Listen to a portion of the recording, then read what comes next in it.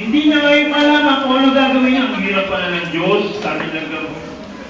Mahirap pala ang maging Diyos. Isang araw, yung girlfriend niya, nagkita sila. Sabi niya, uy, okay ka na, bigatin ka na. May kotse ka pa, tapos ang ganda pa lang. Ano ba ginawa mo? Sa ka nalang pinuntahan? Wala na. Ang ginawa niya sa girlfriend niya, delay niya na yun. So, to make a long story short, pinagpala at pinagpala at pinagpala itong tao nito ng Diyos. Kapag Diyos siya eh. At isang araw, dahil nga marami na siyang mga pinagagawa sa buhay, may nagkagusto siya sa kanya na babae. At yung babae nagkagusto sa kanya, na hindi niya namang girlfriend, hinalikan siya. At nakita yun ng kanyang girlfriend at sila ay nagkagalit magmula nun. Doon nangyari yung binabala, yung pinilin sa kanya ng Diyos, na kailanman hindi mo maaring pakialaman yung free will, yung freedom ng tao.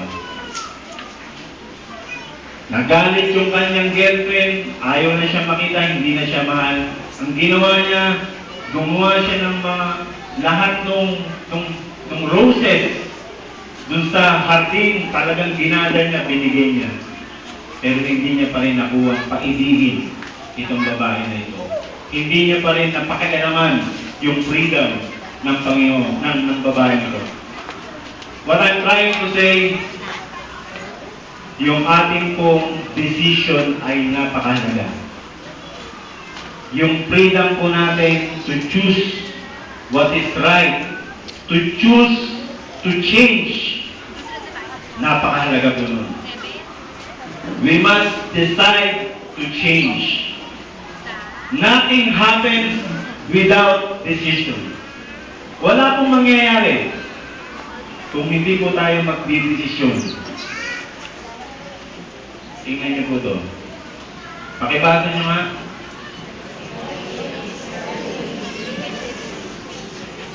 If I change, everything changes. Kapag ka nagbago ako, magbabago ang asawa ko, magbabago ang anak ko, magbabago ang pamilya ko, magbabago ang community ko, magbabago ang ministry ko. If I change, everything changes. Eh, ganito yung prinsipyo ng tao eh. If everything changes, I will change. Magbago muna sila. Yung gobyerno natin, kailangan magbago. Palitan na yung gobyerno na yan. Palitan na si ganito, palitan na si ganyan, tanggalin na si ganyan. Hindi mangyayari yun. Eh, pala-pala yun eh.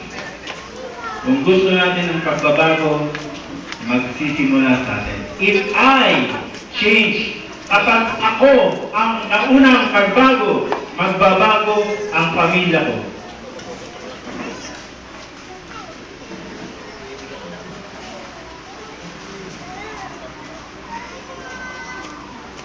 Bakit?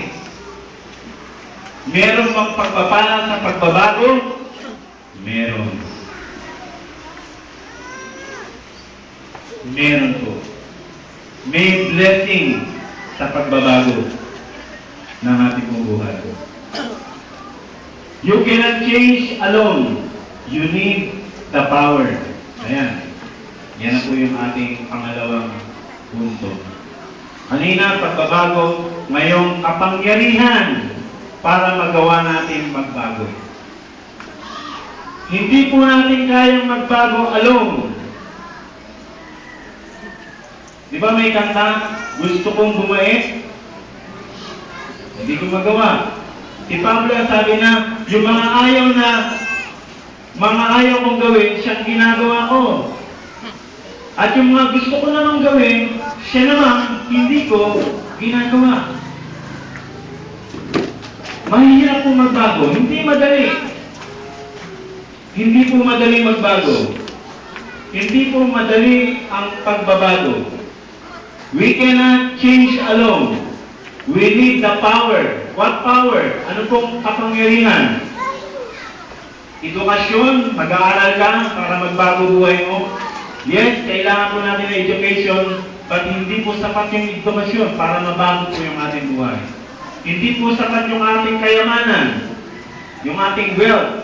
Yes, wealth is power, at hindi po ito garantiya na kapag tayo ay maraming pera, mababago yung ating buhay.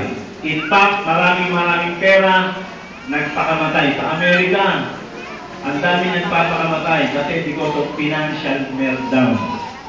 Mas nanaisin ko pang mamatay kaysa mapubos unti-unti yung aking mga financial. Ganun po ang nangyayari ngayon sa Amerika.